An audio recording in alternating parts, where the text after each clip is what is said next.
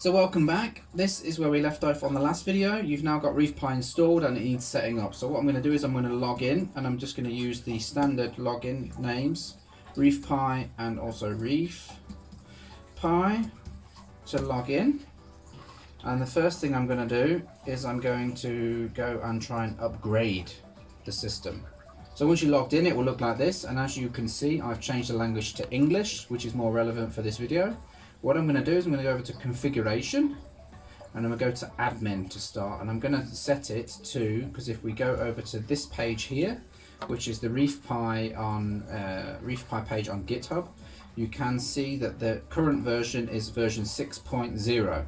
So what I'm going to do is in here I'm going to type in 6.0 and I'm going to click install, and that should install the latest version of Reef-pi. So you can see it's lost its connection here. After I clicked install, I'm just going to give it a few minutes, then we'll come back. So now we are back logged in, it's reset itself and whatnot, and you can now see down here it says running on version 6.0. So we're now upgraded to the latest version. What I'm going to do now is go back over to configuration and click on drivers, and I'm going to add a driver because we're going to need to add the PWM board that we installed. So I'm going to click the plus and I'm going to call it PWM driver. And then I'm going to go down to type and I'm going to select the PCA 9685. And in these two bars here, I'm going to set this to 64 and I'm going to set the frequency not to 150 but to 100. Then I'm going to click save. So once you've added the driver, you're going to go over to connectors and you're going to want to basically copy what I've done here. So you're going to want to create an outlet, and if you create an outlet, you can just click the plus sign here. And in my case, I've just put in the name fans. I've set it to Raspberry Pi and pin 12. You can just drop down menu here, you select pin 12, leave that unselected, and then you click add. And you're going to want to do the same thing over here under jacks. You're going to want fan speed, and that is pin PWM driver 6 and 13. And then you've got the LEDs on the left side and the LEDs on the right side, and they are on the left 0 to 5, and on the right they are 7 to 12, and they're all active low. So basically you're just going to want to copy exactly what I've done here. And once you've done that, you're going to go over to settings, you're going to click this box here which is called lighting, and you're going to click update. And once you've done that, you're going to go over to admin and you're going to click reboot. Are you sure? Okay. And that will now lose connection to the Raspberry Pi. It will reboot itself. Give it a few minutes and we log back in. Okay, so once it's rebooted and you're back in, you're going to want to go up to lights and you're going to go and add. And I'm just going to call it fan speed because this is the PWM signal that is going to be selected for the speed that we want the fans to run at. And then we're going to set it to fan speed here, and we're going to click add. And once it's done, you're going to want to click this little auto button here, and you're going to want to set it to manual mode. So click OK, and that will set it to manual. And then what we can do is we can drop down this menu here, and I'm just going to set these to somewhere in the middle, to 50%, just like that. And we will leave them there for now. Okay, so once we've done that, we're going to go over to equipment, and we're going to click the plus sign here, and I'm going to select the name, and I'm just going to call it cooling fan LED. And I'm going to set which outlet it is, and it is on the fans. And I'm going to click save. Now, when we press the power on off button up here, the fans should come on and they should be running at 50%. So just to test that theory, if we go over to here to lights and open this channel up here, we can now control the speed of each side of the fans. So if we want one to be off and one to be on, we could do that, and one side would be off or running very slowly at least, and the other side would be on. Now the way this is set up, it won't automatically control the speed of the fans. It will only control if they are on or off or not. You have to physically set the speed that you want the fans to run at here. That's why I like to leave them at about 50%, and then just have the controller say whether they want to be on or off. So to set up the temperature sensor, you're going to want to go over to here to temperatures and click the little plus sign. I'm going to give it a name. Under the sensor, I'm going to select this here. Now this is the one wire temperature sensor that we connected. It automatically has its own address. So I'm going to select that. I'm going to want it in Celsius, and it's going to be enabled. So the one shot is going to be disabled because we don't want that. The chart, you can mess around with this in the future if you want to. I'm going to have it a minimum of 20 and a maximum of let's say 60. I'm going to leave that black. Alerts I'm going to be disabled, but you can set it to send you emails. You can set all of that stuff up if you want. I'm not going to do any of that here. We want it to control something though, so we want it to control equipment. We want it to control something that's going to cool the tank, so it's going to be a chiller, or not cool the tank, cool the LED. And I'm going to set the LED cooling fan, and I'm going to set it to cool at, let's say, 40 degrees. So above 40 degrees, it will turn the cooling fan on. And I'm going to click save. Make sure it's set to on, and that is that set up. Now I would advise you at this point to take a heat gun or a soldering iron or something, and just make sure that the sensor actually works and that it's going to control the fans. So one thing you should note here is I've just done my test, and you can see the little graph has appeared down here, and you can see for a start that it's very jagged. And the reason for that is because it's doing a check frequency every 60 seconds. So you could have it above the 40 degrees for almost a minute before the fans actually turn on. If you would like to change that, you can. I'm going to leave mine at 60 seconds because I know it works. I've just tested it. It turns on and off the fans as it should do. But just bear that in mind when you're doing your test, that it's not going to be instantly as soon as it reaches 40 degrees. See, it's just taken another sample there. Because I'm now recording the video, the temperature's obviously gone down. It's gone down to 30, but above 45, you can see there, in this sort of area here, that's where the fans came on. Just bear that in mind when you're doing your test. Okay, so now we've got the fans all set up and we know they work, and we know the temperature sensor works and controls the fan. The next job is to actually physically get the lights working.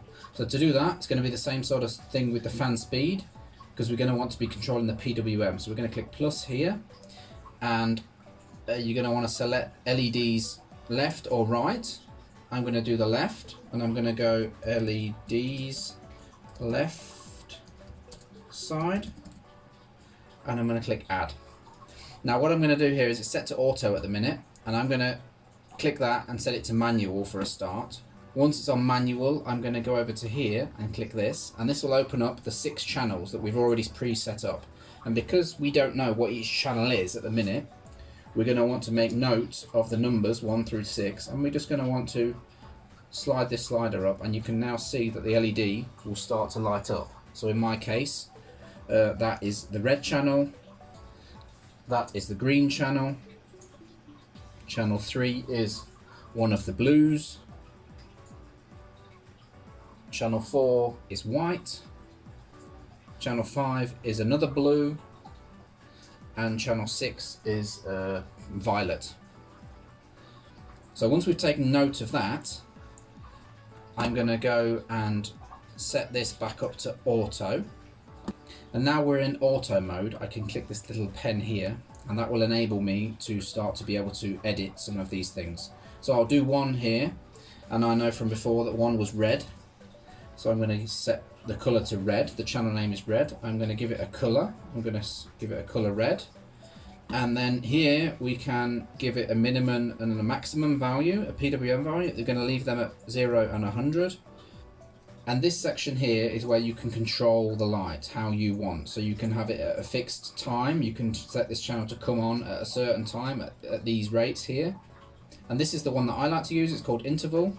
In here you can set 12 points of the percentage of the light, and you can also set the start time and the end time. So if we want this light, the LED light, to come on at 8 o'clock, we would say 0800 for the minutes and 00 for the seconds. And now we've got 8 down here, and let's say we want it to go off at 6 o'clock in the evening, we'd say 18 2 dots 0000. And now we have 12 points between the hours of 8 and 18, and I can set them however I want. So I can set it to ramp up over that time, like that, and then maybe be full power throughout the day, and then in the evening fade down to be off at 6 o'clock. And you can do this for each individual channel. So basically this is where your own ideas come into play, and this is where you have to set it up how you want it. One thing to note as well is if you are clicking around in here and you've set it up like I just did, and then click over and then click back, it will actually delete all the settings that you put in. So be sure, once you've made your settings, to scroll all the way down to the bottom of the page and click save. Once you've clicked save, you can open this back up, and these are in here, and now you can see, because we didn't save it with any settings in, they are in there like that, and you can't change them until you click the little pen. Now we can change them again. One thing I do want to mention here as well is there are a couple of other modes here. I'm not sure what these three are. Obviously random, it's just going to be random. It's just going to, you say a start time and an end time, and it will just do whatever it wants between them times. But something that's quite interesting here is lunar. So you could set, if you wanted maybe one of your blue channels to be a moonlight, you could give it a date when you want the full moon to be, and you can start time and an end time and click save, and then the software will automatically dim the lights at different times to make it a full moon on that certain date. So okay, that is pretty much it for this video. What you've got to do now is you've just got to use your own imagination and go into here and click on interval and set it up how you want it. Go through each of the individual channels, like my channel 2 was green. Oh. And then you're going to set the colour, you're going to come down, set it to a green colour, and then I'm just going to click save for now, just to keep saving the settings, and you can see that is now green. It's got my minimum and maximum. It's not got any timing settings in it at the minute. Another thing you're going to have to do is to do the other side, you're going to have to create the other side. So we're going to call this one LEDs, and then I'll go over here and click on LEDs right, click on add. And that should now be that. Just to test it as well, I can go over to here and just make sure that they are all working as well. So I'm going to leave this video here. There are a few more things you can do in here, but that's the main video. The main part of this project was to get the LED working on a time schedule. One more thing that you might want to do is in the dashboard section over here, I've got a little chart set up, and I can see the actual temperature and see the way that the light is progressing in its temperature. You can see here is where I did my test, and it's going up a little bit now because I've got the lights on.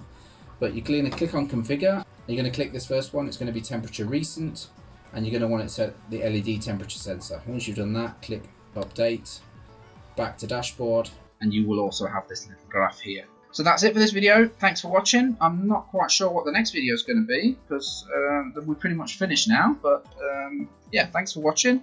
Let me know what you think about the project, and I'll speak to you soon.